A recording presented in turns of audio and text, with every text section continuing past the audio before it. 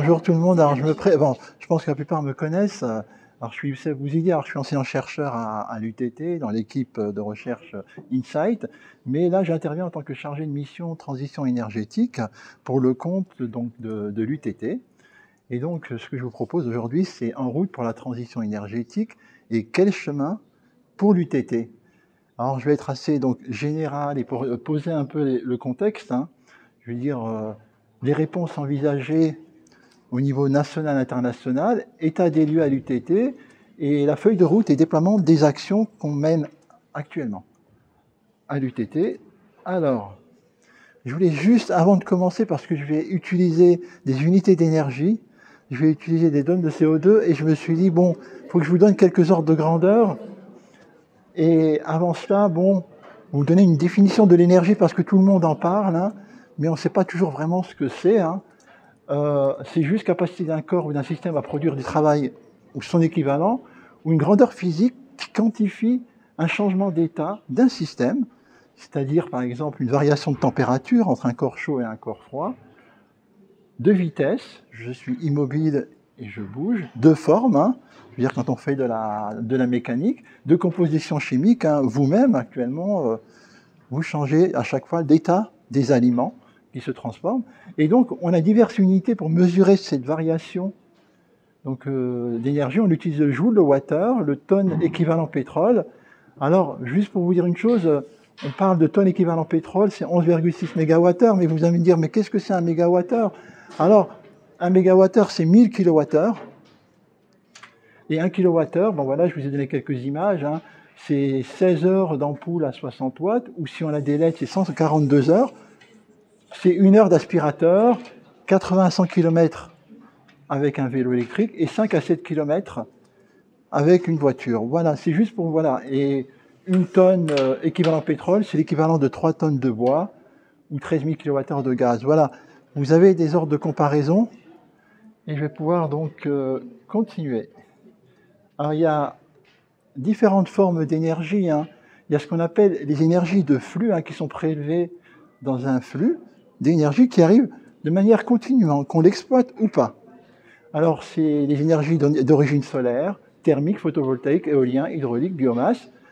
Elles ont l'avantage d'être renouvelables, mais bien entendu à l'échelle humaine.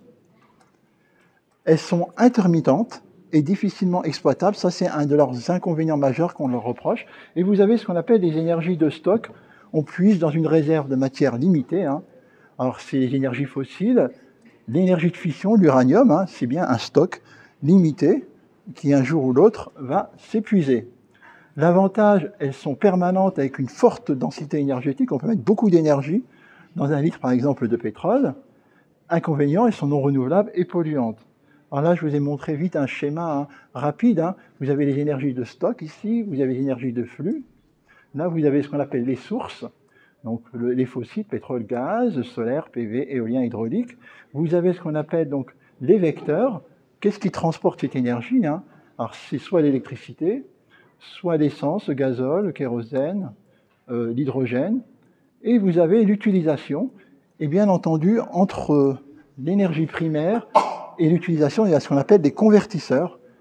Et ces convertisseurs ont des rendements. Alors donc ça peut être un moteur, ça peut être une centrale thermique, donc le convertisseur qui transforme l'énergie primaire en énergie finale. Alors, après avoir fait ce rappel, je vais encore me plonger plus loin dans l'Antiquité et je vais citer donc Solon. C'était 600 à peu près avant Jésus-Christ. Et il avait écrit une maxime « rien de trop ». C'est-à-dire il prévenait déjà des excès qui perdent l'homme et la cité.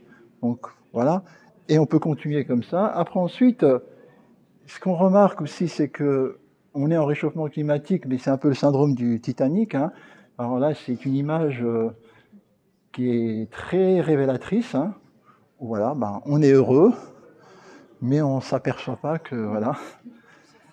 Et donc, dérèglement climatique qui implique des mesures urgentes sur notre trajectoire énergétique, mais ils prennent nous le chemin.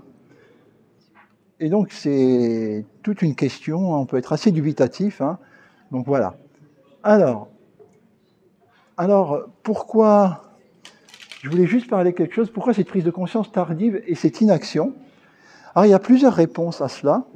La première réponse, c'est la distinction entre risque perçu et risque réel. C'est une des raisons, hein. Il y a des raisons économiques, politiques, mais souvent, vous avez les risques perçus, par exemple, on va les amplifier. Par exemple, une attaque terroriste, la grippe aviaire, les ondes de téléphone, les crashs en avion, les additifs alimentaires. Voilà. Et ça, c'est les risques réels. C'est finalement la réalité, hein. Donc là, le risque, la définition, c'est la probabilité d'occurrence d'avènement d'un danger. Et vous avez, par exemple ici, donc les risques perçus. Alors je vais parler donc de l'alcool, des vagues de chaleur, pollution atmosphérique, cancer, malnutrition, accident. Et là, alors que les risques réels sont très importants. Et le problème, c'est que il y a une différence entre la perception du risque et sa réalité objective. Et donc, ça peut créer donc un biais. Et c'est pour ça aussi que parfois on se dit, ouais, mais c'est pas grave. Alors qu'en vérité, c'est grave, ou des fois, le risque perçu est très important et que le risque réel est beaucoup plus faible. Et pourtant, quand on parle de pollution atmosphérique, de vagues de chaleur, et pourtant, on voit, et donc je vais faire ça, on voit, alors je vais pas vous noyer je vais essayer de limiter vraiment les graphes, hein, mais je suis obligé, hein, c'est juste pour vous dire que entre 1880 et 2020, ce qu'on a observé, c'est que la température augmente. Aujourd'hui, nous sommes à 1,1 degré, alors que les objectifs à atteindre pour 2100 sont de 1,5. On voudrait même descendre à 2, donc on est déjà à 1,1. On va atteindre rapidement les 1,5 en 2040-2050, donc on n'est pas bon. Et on n'a jamais observé une telle évolution dans l'histoire géologique de la Terre. Ça, c'est une réalité, c'est factuel, et personne donc pourra le contredire. On peut aussi, en France aussi, hein, je veux dire, je me suis amusé à regarder un peu en France, hein, les 8 années sur les 10 plus chaudes depuis 1900 le sont après 2010. 2022 a été une année record, vous avez suivi de 2020, et donc vraiment on a l'impression que là, c'est pas juste exceptionnel comme en 2003, mais c'est vraiment une tendance. On peut voir aussi ici les écarts par rapport à une moyenne, hein, et on voit bien que les écarts sont toujours très positifs depuis la fin des années 90, et donc le réchauffement est aussi constaté au sein de notre pays, avec des différences en fonction des régions. Donc, conseil, si jamais vous voulez déménager, vous voulez acheter dans l'immobilier, il y a certaines régions qu'il va falloir éviter, parce que j'aurais même pu aller beaucoup plus loin au niveau de la France. Il y a des régions qui vont être plus impactées. Mais voilà, ça c'est un fait, hein. Alors, voilà, bon. Après, ensuite, je voulais juste montrer aussi c'est les émissions mondiales de CO2 fossile. Alors, le CO2, donc c'est le dioxyde de carbone, hein, qui est responsable majoritairement des gaz à effet de serre, hein. Et bon, alors ce qu'il y a juste à retenir, hein, c'est en partant de 1970 à 2021, donc bon voilà, il n'arrête pas d'augmenter. 2020, c'est une période assez, je veux dire, spécifique, parce qu'il y a eu la crise Covid, et donc si on n'avait que des années crise Covid avec des confinements, on pourrait reculer de 5,6%. Donc, alors c'est vrai que si on veut atteindre nos objectifs, on se met des années Covid jusqu'en... Là, on les atteint, vous allez voir. Mais bon. Bon, voilà, ça c'est un constat, hein, donc actuellement. Alors, ce qu'il faut aussi savoir, c'est que parfois certains me disent oui, mais quelques degrés, ça ne va pas changer grand-chose. C'est pas grave, moi je m'acclimate bien à 30... Ouais, qu'il fasse 20 ou 25, alors que c'est pas du tout ça, hein. Il faut prendre le système Terre comme votre corps humain, on est des homothermes, on a 37 degrés, si c'est plus, on n'est pas bien, si c'est moins, on n'est pas bien. Et la Terre, c'est un peu ça. D'ailleurs, l'équilibre thermique de la Terre ne supporte pas de très grandes variations. Alors c'est juste pour vous montrer, il y a 20 000 ans, ça c'était l'Europe, hein. Alors là, vous voyez un peu l'Espagne, vous voyez l'Italie, hein. Vous pouvez un peu définir, vous voyez même pas trop la France, mais la mer était plus basse de 120 mètres. C'est-à-dire c'était 5 degrés, hein, de moins qu'actuellement. On pouvait se rendre en Angleterre à pied. Le sol de la France était gelé en permanence. Et voilà, il y avait des glaciers de plusieurs kilomètres d'épaisseur. Donc 5 degrés, c'est un changement d'air géologique et c'est un monde complètement différent. Ça, c'est le monde aujourd'hui. Alors, on se pose la question, quel serait l'effet d'une augmentation de 2 à 5 degrés et en un temps si court? Parce que là, ça a mis 20 000 ans, et regardez ce que ça a donné. Et donc, c'est vrai que c'est assez inquiétant. Le futur est incertain et on ne sait pas trop. Et actuellement, bon, vous allez voir, je vais en parler un peu. Il y a beaucoup d'impacts, beaucoup de conséquences avec beaucoup d'incertitudes. Hein. Mais ce que je voulais juste encore dire, c'est que nos gaz à effet de serre, ici, alors ici vous avez 1850. Ce qu'il faut juste regarder, c'est les tendances. Hein. Et donc vous voyez qu'il y a une concentration qui augmente, et à chaque fois depuis l'avènement de l'ère industrielle, la première révolution industrielle, ça n'arrête pas d'augmenter. Alors bon, ces chiffres, on ne vous parle pas trop. ppm, ça veut dire partie par million, ou encore 1/10 de %. C'est très faible la concentration, mais ce n'est pas la dose qui fait le poison. Hein.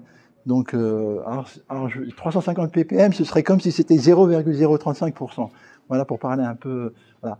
Ce qu'il faut juste noter ça, c'est qu'actuellement la valeur elle est de 400 ppm. Si on est inférieur à 350 ppm, c'est bon, mais on est déjà à 400.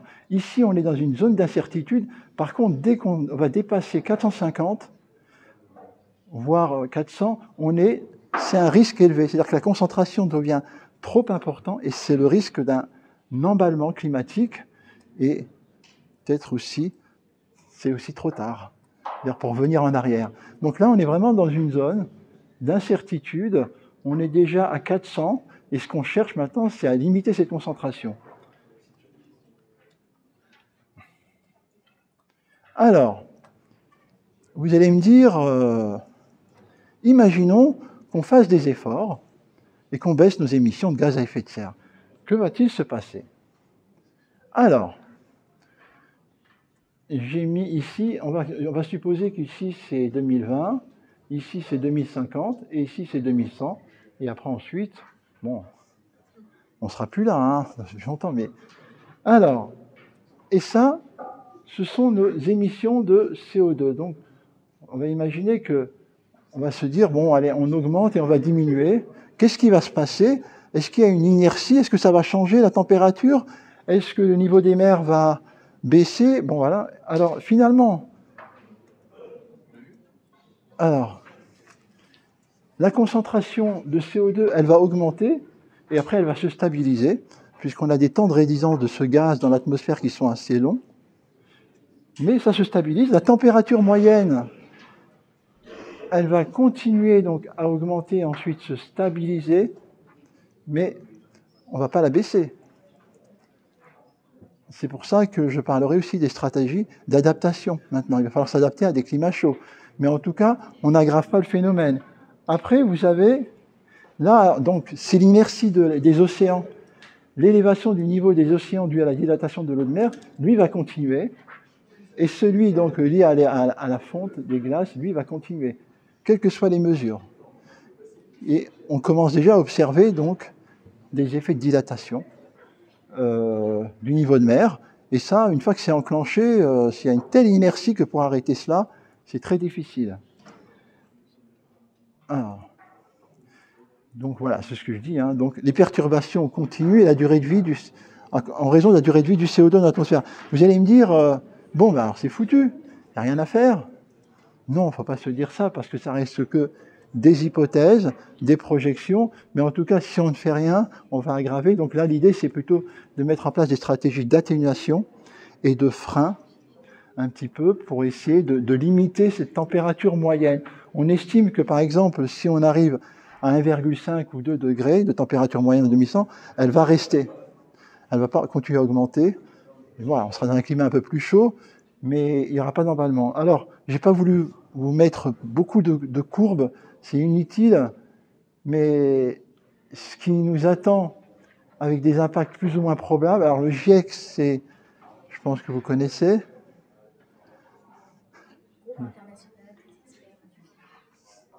International ou intergouvernemental, voilà. Eh bien. Alors, ce qu'il faut savoir, c'est que le GIEC actuellement, lui, raisonne en probabilité. C'est pas Madame Irma, il ne dit pas dans l'avenir, il ne vous dit pas c'est sûr à 100%. Il fait donc, c'est un langage de probabilité avec du pratiquement certain, très probable et probable. Donc, le pratiquement certain, ça je pense que tout le monde commence à l'apercevoir, à s'en apercevoir. Après, le très probable, on commence aussi à le ressentir. Alors, je ne vais pas vous parler des conséquences des méga-feux, des canicules. Je n'ai pas voulu un peu noircir le tableau, j'ai voulu aussi un peu donner plus de solutions que de jouer un petit peu les Cassandres, les oiseaux de mauvaise augure et de faire un peu ce qu'on appelle le catastrophisme éclairé, faire peur, faire peur, faire peur. C'est vrai que c'est pas fameux, mais il y a de l'espoir. Alors, on verra. Alors, toujours garder à l'esprit qu'il n'y a pas de certitude absolue sur les conséquences. Voilà, c'est des probabilités, c'est comme ça, c'est scientifique. Alors, il y a beaucoup de problématiques. Je les cite ici, donc voilà, je les mets ici. Alors, il y en a un qui a attiré mon attention, c'est le 5. C'est démantèlement ou pas, puisqu'on parle beaucoup donc du nucléaire. On a des centrales nucléaires donc vieillissantes qui demandent de plus en plus de maintenance. Vous verrez que ça a eu des conséquences en 2022. Est-ce qu'il faut plutôt sortir ou pas, en mettre de nouvelles? Donc là, il y a des problèmes. Il y a aussi ça qui passe souvent, donc on n'en parle pas trop, mais c'est un vrai problème aussi, les déchets donc radioactifs. Après, il y a les limites planétaires. Il y en a 6 qui ont été dépassées. La biodiversité en péril. Donc il y a pas mal de problématiques qui nous attendent. Je vais me focaliser sur l'énergie et me poser à la question, alors, que faire et comment faire et avec quel levier et marge de manœuvre?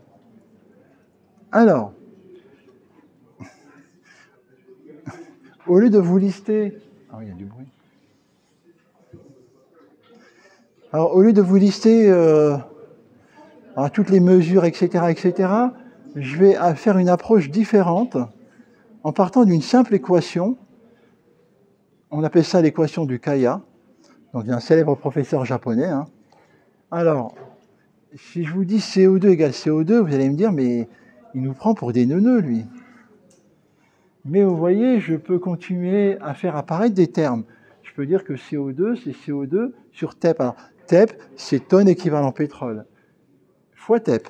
Et je peux continuer comme ça jusqu'à arriver à cette équation-là, où je vais faire apparaître des termes qui ont une signification d'un point de vue macro. Alors, ce n'est pas de la microéconomie, macroéconomique. Et là, on voit apparaître des émissions de gaz à effet de carbonique, le contenu en gaz carbonique de l'énergie, c'est-à-dire est-ce que mon énergie est fossile ou pas, est-ce qu'elle contient beaucoup de carbone ou pas, l'intensité énergétique de l'économie. Alors, l'intensité énergétique de l'économie, c'est quoi? C'est mesurer l'efficience de notre énergie, c'est-à-dire je vais prendre la consommation d'énergie d'un pays et je vais le diviser par son produit intérieur brut. Et ça me permet de me dire, pour une unité de PIB, combien d'énergie j'ai dépensé.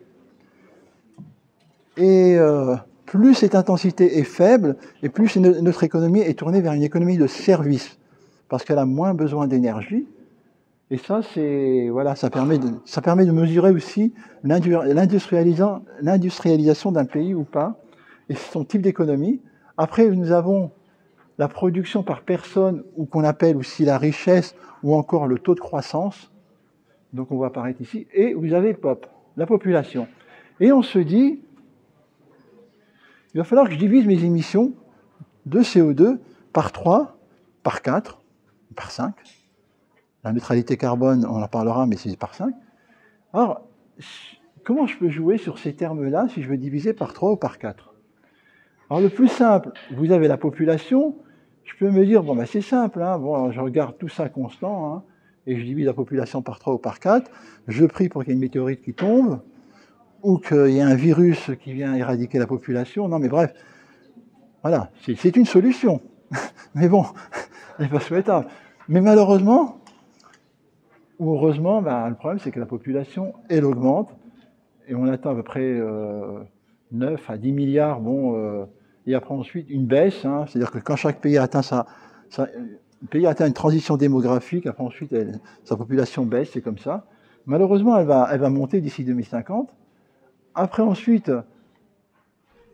on considère que, alors c'est pas moi, alors je sais pas s'il y a des partisans de la décroissance, mais on considère que bon, si c'est négatif, c'est la récession. Si c'est égal à 1, c'est de la stagnation, et tout le monde souhaite de la croissance. Et tout le monde vise à plus ou moins 2%. Hein. Alors je ne vais pas venir sur le régime des retraites, par exemple, mais leur scénario à eux, c'est basé sur des scénarios de croissance, de 2%, etc. Alors je ne sais pas si c'est le cas. Alors, si c'est 2% de croissance par an, c'est-à-dire que d'ici 2050, je vais multiplier ça par 1,8. Si c'était 4%, par 3,25. On est bien embêté. Hein. Je voulais diviser par 3 et par 4. Hein. Pour l'instant, j'ai des termes qui... Voilà. Après, on peut se dire, est-ce que l'efficacité, est-ce que notre énergie, le carbone dans l'énergie, c'est-à-dire que est-ce que j'ai beaucoup plus d'énergie bas carbone dans mon énergie, et on s'est aperçu qu'on a fait 15% de mieux en 50 ans, et notre énergie est encore fortement carbonée, et la demande énergétique va aussi augmenter. C'est-à-dire qu'on est encore dans une énergie fortement fossile, où il y a très peu d'énergie renouvelable ou bas carbone, et on a fait très peu. Après, ensuite, il y a ce qu'on appelle aussi efficacité énergétique, c'est-à-dire est-ce que nos systèmes sont plus efficaces, c'est-à-dire que pour une même unité de PIB, est-ce que je dépense moins d'énergie? Et là, on a gagné 35% en 40 ans, c'est-à-dire que nos systèmes consomment moins d'énergie. C'est vrai qu'on a des systèmes donc de moins en moins énergivores, mais c'est pas suffisant. Donc voilà un petit peu les paramètres sur lesquels je peux jouer. Et ce qu'on s'aperçoit, c'est que ici, donc, vous êtes en 1980, 2015, et j'essaie de regarder donc les différentes courbes. Alors ça, c'est l'augmentation de CO2, la tendance. Ça, c'est la population qui augmente.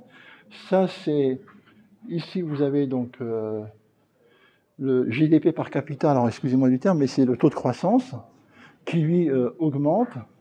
Et vous avez le reste, l'énergie par GDP. Donc, c'est vrai que, c'est-à-dire que l'intensité énergétique baisse. Donc, ça, c'est les tendances jusqu'en 2015, et je peux même faire des projections. Hein.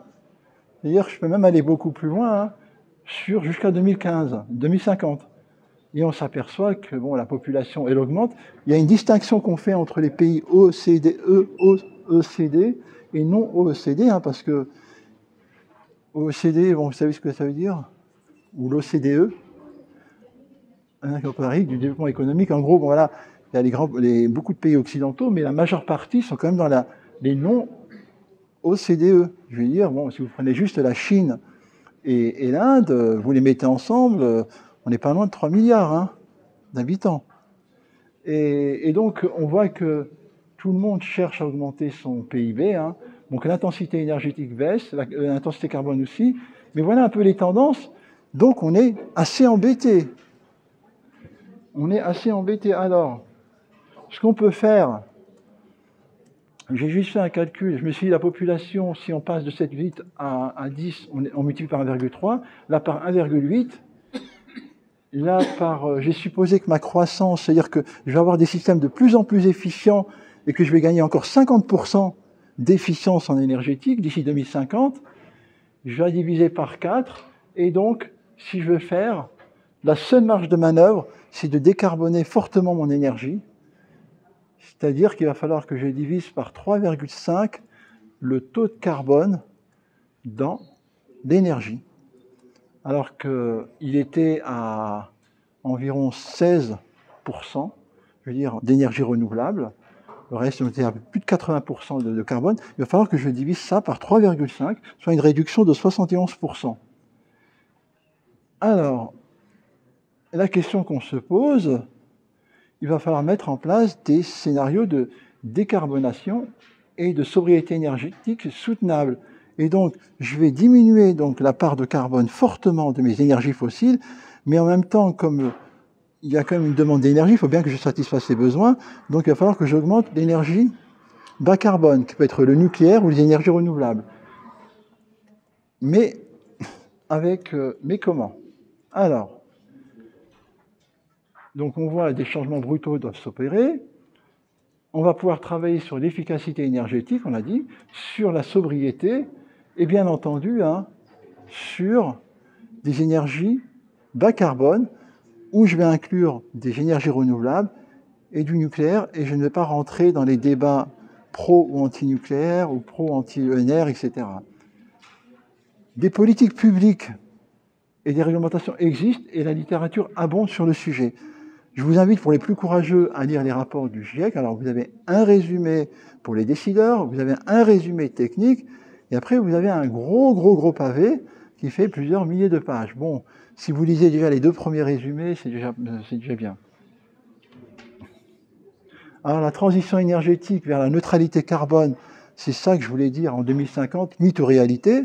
Alors, il faut, bon voilà, j'ai donné quelques définitions de la transition énergétique. Voilà.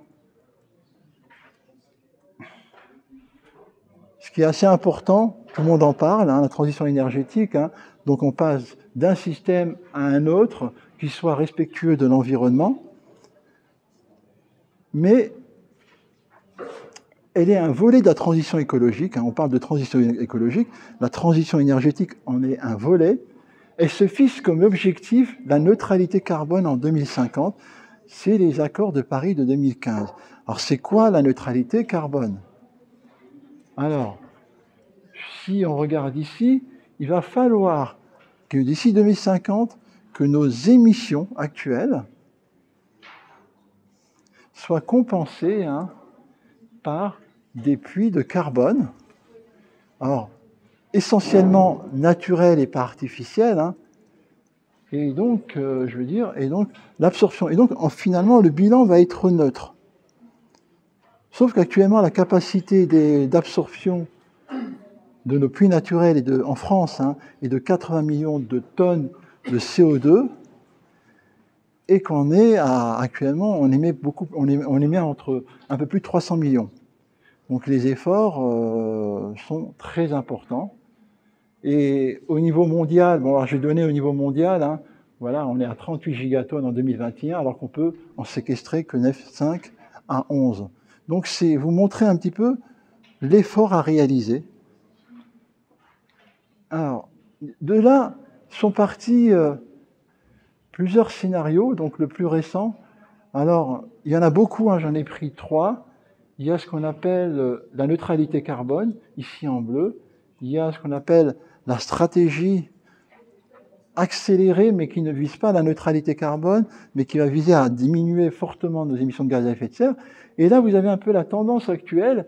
Alors, ce qui est nouveau, avant, les tendances actuelles, elles avaient l'air de monter, et on s'aperçoit maintenant que de plus en plus de pays intègrent des politiques, alors certes elles ne sont pas suffisantes, mais commencent quand même à réfléchir, à réduire leurs émissions de gaz à effet de serre. Et donc la tendance actuelle, certes, elle augmente, mais voilà. Alors, c'est en hexajoules, je suis désolé, mais alors c'est pour ça que parfois quand je fais des cours à mes étudiants, je leur parle beaucoup des unités d'énergie, parce que vous avez tout type d'énergie. Hexajoule, c'est 10 puissance 18 joules, bon, alors, et puis voilà, bon, je vais arrêter là, mais c'est pas important, on va dire, faites pas attention à ça, c'est beaucoup. Et vous avez la répartition par type d'énergie. Et donc, en 2019, donc là, vous avez donc beaucoup de pétrole, du charbon, du gaz naturel, de l'électricité et autres. Et on voit un petit peu que, en fonction des scénarios, on va augmenter, la part électrification augmente. Quels que soient les scénarios, on va être vers une économie de plus en plus électrifiée, avec des usages donc liés à l'électricité. Alors, l'électricité, comment on la produit, on en parlera, mais donc l'électrification des usages, donc ça c'est la neutralité, l'accéléré, le tendanciel. Voilà. Alors, les leviers pour décarboner sont entre plusieurs mains. Ce que je voulais dire, c'est qu'il y a plusieurs acteurs, et parfois un État ne peut pas tout faire tout seul. je veux dire, il va être tributaire aussi des collectivités territoriales, ou des régions, des citoyens, des entreprises, et chacun à son niveau peut agir pour la décarbonation des sources d'énergie. Alors peut-être que l'État a plus de puissance, donc j'ai mis 3 étoiles. Le citoyen, lui, décarboner les sources d'énergie, c'est pas évident, hein. L'efficacité énergétique, la sobriété énergétique.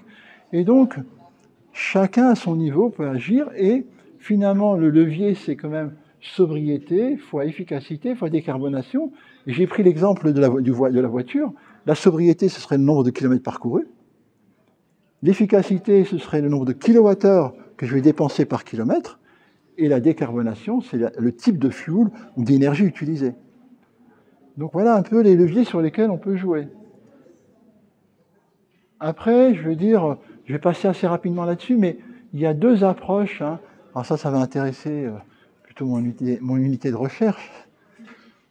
Il y a des approches, on va dire, systémiques et surtout sociétales. Donc la société, hein, donc il y a en termes de citoyenneté, d'acceptabilité, d'imaginaire. Quand on vous parle de sobriété, est-ce que c'est un modèle vers lequel on souhaite aller? Parce que est-ce que c'est plutôt une privation, vous savez, d'un désir, d'un souhait, ou plutôt, je veux dire, un mode de vie? Alors il semble que les jeunes l'ont plus intégré plus facilement, la sobriété.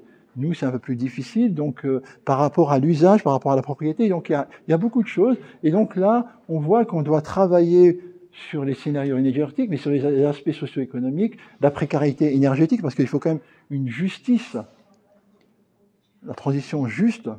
On peut travailler sur les enjeux démocratiques. Et donc vous voyez que ça fait appel à un champ, je veux dire, interdisciplinaire autour de ces questions-là, et que c'est pas le tout technique qui va pouvoir donc résoudre ce problème. Alors je veux dire, l'ADEME a imaginé, hein, c'est quand même l'ADEME, c'est bon, enfin, ça s'appelle plus l'ADEME, mais c'est l'Agence de l'environnement et de la maîtrise de l'énergie, hein, qui dépend donc du ministère. On lui a confié la mission de définir 4 scénarios prospectifs d'ici 2050. Alors, ils ont fait un gros travail, hein, et j'ai bien aimé exploiter. Donc, 4 scénarios. Le premier, c'est la génération frugale. Le deuxième, c'est la coopération territoriale. Le troisième, c'est les technologies vertes. Et le quatrième, c'est Paris réparateur. Ce qu'il faut savoir, c'est que ces 4 scénarios vous amènent vers la neutralité carbone, mais avec des moyens, des méthodes différents. Alors, par exemple, la frugalité contrainte, c'est-à-dire qu'on va privilégier les low-tech, le localisme, on va aller vers des villes moyennes et plutôt rurales, la rénovation massive, le réemploi, et on va mettre en place aussi de nouveaux indicateurs de prospérité, parce que finalement, c'est quoi être riche, etc. 3 fois moins de viande, bon voilà, c'est un mode de vie qui peut poser aussi des problèmes, je reviendrai plus tard. Après, vous avez la coopération territoriale, hein, avec des coopérations entre territoires, hein, des communautés, une gouvernance ouverte, une mobilité maîtrisée, l'économie du partage, on va mettre en place des fiscalités environnementales. Après, ensuite, vous avez les technologies vertes qui, elles, parient sur un peu la technologie, hein, avec des technologies de décarbonation, l'hydrogène, la biomasse exploitée, le consumérisme vert, les métropoles, les mégamétropoles, etc., avec un habitat vertical très, voilà, pour limiter l'empreinte au sol. Et vous avez le Paris réparateur, c'est lui qui se dit, de toute façon, on va trouver des solutions. Alors, le captage, on peut capter le CO2 dans l'air, donc on va créer des puits artificiels, hein. On va mettre des technologies innovantes, par exemple la géo-ingénierie, consommation de masse. En gros, on continue comme avant et la technologie va nous sauver. Sauf que ce qu'on a remarqué dans ces scénarios pour y arriver, il faut agir maintenant, parce que les transformations sociétales et techniques sont d'une grande ampleur. On repose sur des paris humains et technologiques forts et incertains, qui varient bien sûr selon les scénarios. On apprend ensuite le S1 et S2 qui proposent des trajectoires qui vont privilégier donc la qualité à la quantité et qui vont reposer sur un principe de l'économie circulaire. Voilà un petit peu, je veux dire, leurs points communs. Le S4, le S3 et le S4 privilégient le quantitatif, mais avec des énergies, des procédés décarbonés. Alors le S1, lui, il peut sembler clivant, celui-là, quant à sa désirabilité ou son acceptabilité, parce qu'il faut accepter ce mode de vie. J'ai beaucoup d'étudiants que je connais qui vont me dire, nous, c'est ça qu'on veut. Mais bon, voilà, j'aurais dit, ça c'est vous, quelques étudiants, allez voir dans quelques cités que je connais bien, etc., vous leur proposez ça, c'est pas évident. Et le scénario 4, il est trop risqué, il n'est pas soutenable. Voilà un petit peu ce qu'on peut dire de ces 4 scénarios, c'est vu assez rapidement. Alors, je voulais juste dire maintenant, ça, c'est les scénarios. Maintenant, ce qui est mis en place par la politique nationale, c'est la stratégie nationale bas carbone qui se base sur les accords de Paris et qui a proposé plusieurs leviers d'action. Ça, c'est ce qu'on décide actuellement. Donc, vous les voyez, bon, je ne vais pas dire que c'est des discours toujours incantatoires, mais voilà, on se lance des objectifs. Donc, ce qui est intéressant, c'est que c'est une production d'énergie massivement décarbonée, moins de 30 ans pour le faire. Sauf que c'est bien d'envisager ces cibles, sauf qu'on n'a pas dit comment seront menées ces profondes mutations, c'est-à-dire quel mode de vie, est-ce que c'est acceptable, quelles sont les incidences sur l'économie, sur l'industrie. On n'a pas tenu compte aussi qu'il va falloir mettre en place des stratégies d'adaptation, même si on a mis en place des politiques d'atténuation. C'est ce qu'on appelle la notion de résilience sur les territoires et les secteurs d'activité. Donc il y a beaucoup de problèmes qui se posent, que je ne peux pas donc ici énumérer. La seule chose que je peux vous dire, c'est que voilà un peu comment l'État français décide d'arriver à la neutralité carbone. Donc vous voyez, ici en 2050, on n'aura le droit d'émettre que 80 millions de tonnes de CO2 parce qu'ils seront absorbés par les puits de carbone. Ce qui suppose aussi de rajouter de la végétation, de réduire l'artificialisation des sols, etc. Et il faut voir aussi, c'est que la baisse ici, elle est continue. Et je ne sais pas comment on va accepter de réduire chaque année autant de millions de tonnes de CO2, puisque ça aura des répercussions sur notre vie.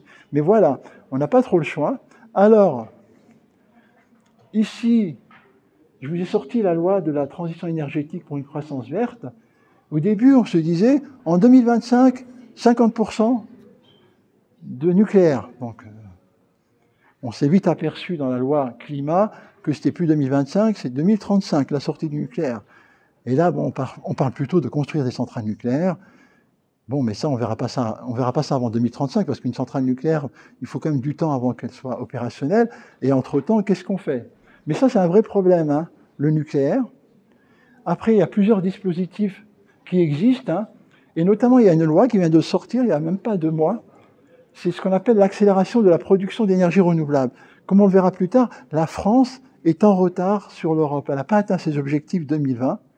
Et donc, on a proposé, alors donc c'est M. Macron, le président Macron, qui a proposé dans un discours de multiplier par 10 la production solaire, déployer 50 parcs éoliens en mer pour atteindre 40 gigawatts et doubler la production d'éoliennes 40 gigawatts.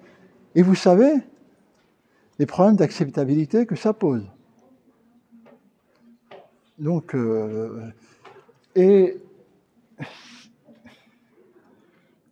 voilà. Alors, je voulais juste montrer, ça, c'est le réalisé, ça, c'est la trajectoire et ça, c'est l'objectif. Donc, on est en retard. Alors, on va pas regarder ce tableau, mais je vous laisserai un peu les slides. Mais ça, c'est l'objectif 2023-2028. Ça, c'est le réalisé. Alors, la seule chose que je peux vous dire, c'est que pour l'éolien, on était pour le photovoltaïque, on était à 10,2 en 2020. Et j'ai les derniers chiffres, en 2022, on est passé à 15,7 gigawatts installés, alors qu'on doit atteindre 20,1. Donc, on fait des efforts, mais on est toujours très bas. c'est pour ça qu'on a mis en place la loi d'accélération. Voilà. Mais, alors,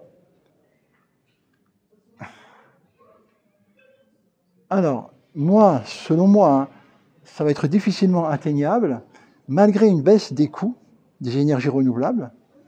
Il y a un problème d'acceptabilité et délais de procédure en France, ils sont très longs pour installer une éolienne, c'est parfois entre 5 et 7 ans. Et justement, la loi d'accélération vise à simplifier et raccourcir ces délais de procédure. Alors, pour ceux qui s'intéressent un peu aux différents coûts, alors ce qu'il faut juste regarder, c'est que vous avez le photovoltaïque, l'éolien terrestre, marin, un type de solaire par concentration, les batteries.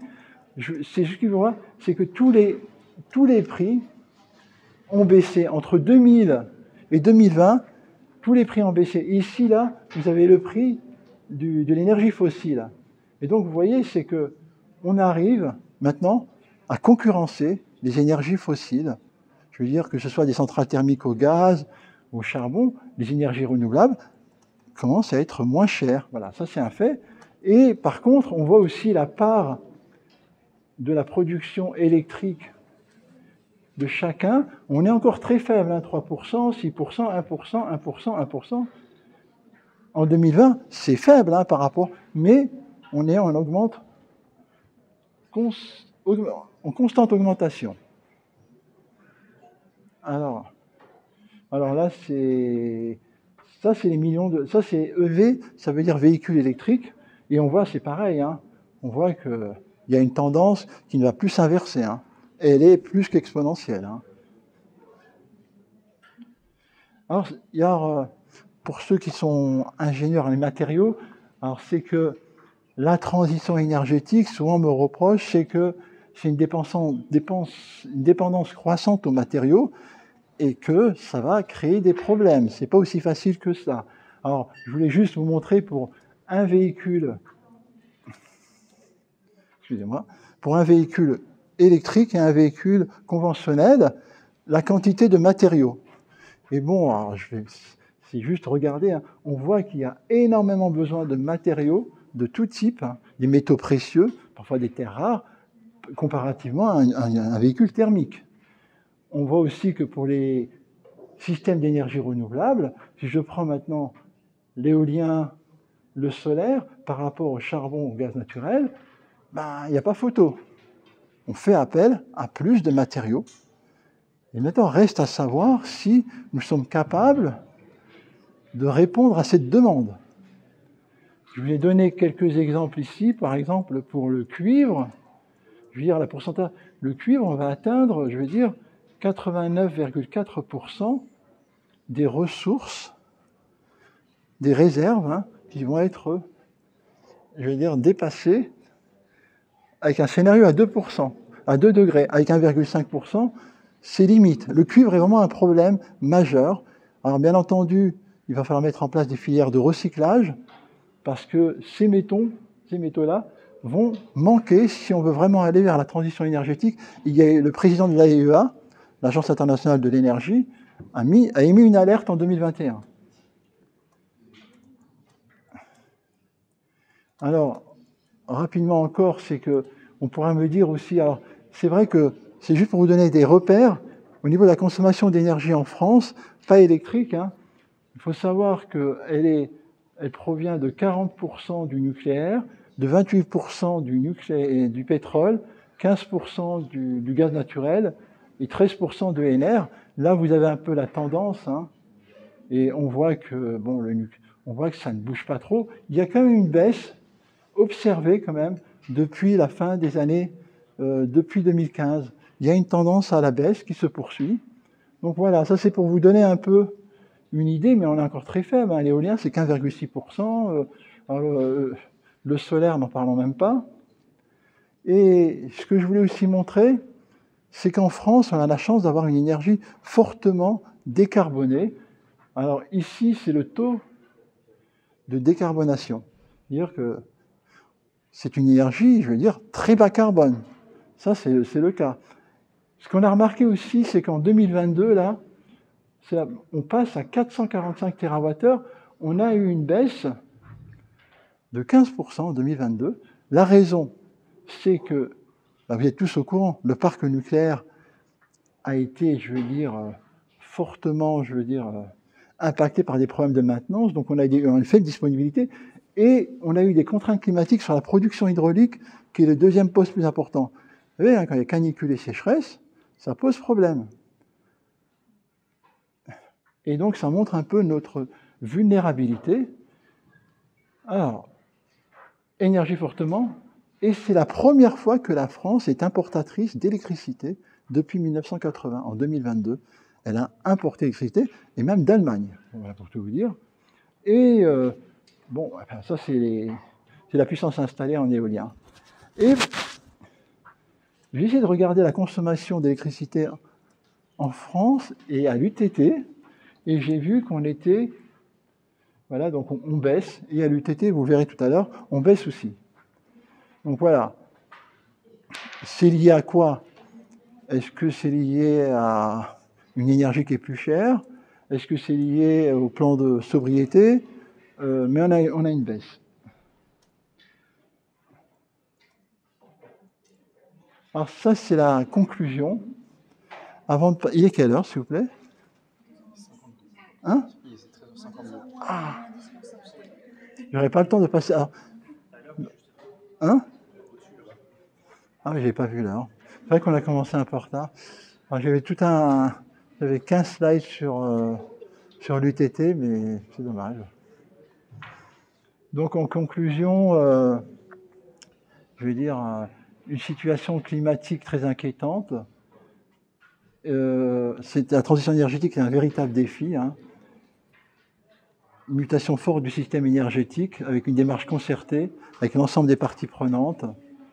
Et malgré des politiques et une feuille de route qui est clairement établie, hein, je veux dire, les résultats ne sont pas au rendez-vous. Et bon, on entend de plus en plus, hein, je veux dire, des personnes n'être pas contents en disant stop à l'inaction, je veux dire, il faut agir aujourd'hui et pas demain. Et ça, on l'entend parmi les jeunes, je l'entends aussi parmi certains scientifiques qui voudraient même aller faire de la... Comment on appelle ça? Bon, voilà. Hein. Je ne vais pas dire de la rébellion, mais voilà, ils voudraient donc agir et montrer que c'est pas souhaitable et qu'on ne peut plus continuer comme ça. Voilà, donc j'avais une deuxième partie, donc j'ai été trop long, hein, ou je sais pas, deuxième partie qui était réservée vraiment à l'UTT. Hein. Donc ce que je propose peut-être, quand on fera... Hein?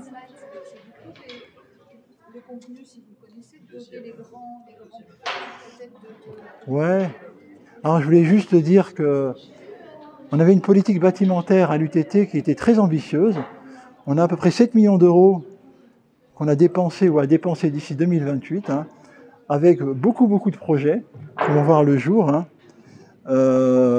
qui sont liés au plan de relance, au plan FEDER. Donc, par exemple, tout l'ellipse va être rénové. Il va y prévoir aussi un changement de façade. On va avoir des ventilations donc double flux. On va avoir des ombrières photovoltaïques. Il y a la ferme solaire. Il y a beaucoup de choses qui vont être faites. Hein. Il y a un système de comptage de l'énergie. Donc à ce niveau-là, on va dire que je suis assez satisfait, hein, parce que bon, on a les budgets. Mais c'est pas toujours aussi simple, parce qu'on manque de moyens, notamment au niveau du service patrimoine, service technique. Au niveau des consommations d'énergie, ce qu'on a remarqué, c'est que de manière générale, la consommation d'énergie thermique, chauffage ou électricité, elle diminue. Et donc l'objectif qu'on avait par rapport à 2019 et 2024, je veux dire, on les a presque atteints. Alors après, ensuite, on peut se poser la question, pourquoi cette tendance? Et j'ai essayé de regarder en 2020, bon 2020 c'est année spéciale, mais 2021 et 2022, c'est vraiment... Et 2023, j'ai les 4 premiers mois, on est encore beaucoup plus bas. Et donc, est-ce que les mesures qu'on a mises en place depuis, avec le plan de politique sobriété énergétique, portent-elles leurs fruits ou pas? Alors j'ai comparé le mois de février, où on nous a demandé de prendre une semaine, le mois de décembre aussi, et j'ai comparé aux années précédentes, corrigé des variations saisonnières, et effectivement, il y a une baisse, Et bon, voilà, on peut s'en satisfaire. Mais ce que je veux dire, malgré les baisses, le coût de l'énergie est de plus en plus cher. En 2021, on a payé 750 000 €. En 2022, presque 1 million d'euros, 971 000 €. Et en 2023, on est parti pour 1,5 million d'euros. Donc c'est une énergie, certes elle baisse, mais l'énergie est de plus en plus chère. Et donc voilà, donc quelles sont les solutions, parce que ça nous pose vraiment un problème. Et donc on espère donc aller vers une énergie, aller vers donc une baisse de notre consommation d'énergie. De toute façon, on n'a pas le choix. Le décret tertiaire nous impose de baisser de moins 40%. On s'est fixé comme objectif aussi de réduire nos émissions de CO2 de 50% d'ici 2030. Ce qu'on a constaté, c'est que dans notre scope carbone, plus de 50% provient des déplacements, voire peut-être même plus, parce que je l'avais sous-estimé, parce que mon étude s'est basée sur 2021, qui n'était pas une année tout à fait normale. Je la recommence en 2022. Et donc, ces modes de déplacement, quelles sont les politiques à mettre en place? Alors, on s'est fixé un objectif de réduire de 20% nos émissions de CO2 pour 2024, mais pour atteindre 50% en 2030, c'est compliqué. Surtout qu'il y a l'EIT+, il y a les relations internationales, il y a nos chercheurs aussi qui veulent faire des conférences, il y a l'apprentissage, comme aller à nos gens, etc. Donc, et en même temps, on me demande de réduire. C'est pas facile, et donc je pense qu'ensemble, il va falloir qu'on travaille pour maintenir cet objectif. Et je ne voudrais surtout pas aller comme une université que je ne citerai pas, qui envisage de mettre en place des quotas de CO2 pour laboratoire. Pour chaque laboratoire, mettre en place des quotas de CO2, voire pour chaque étudiant, etc. C'est une réflexion, il y a des réflexions en cours. Voilà, je vais finir là, mais la politique énergétique de l'UTT est vraiment est bien partie. Et je vous remercie tous de votre attention. Si vous avez quelques questions, merci.